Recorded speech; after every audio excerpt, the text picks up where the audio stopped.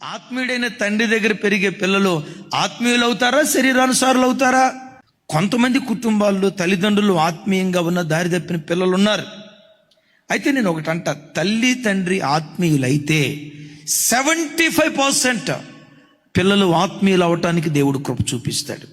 ఉన్నారు తల్లిదండ్రులు ఎంత ఆత్మీయులైనా శరీరానుసారంగా బ్రతికే యవన బిడ్డలు కొంతమంది ఉన్నారు. బైబిల్లోనే ఒక ఆధారం చూపిస్తే కదా, హిజ్కియా ఆత్మీయుడా కాదా?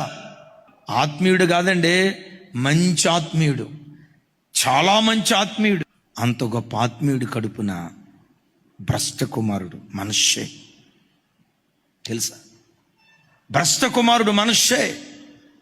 మీరు అనొచ్చు, మరి తల్లిదండ్రులు ఆత్మీయులు అయితే కొడుకులు కూడా భ్రష్టులు అయిపోయారు కదా, కాబట్టి మనం ఆత్మీయంగా ఉంటాం ఎందుకన్నా?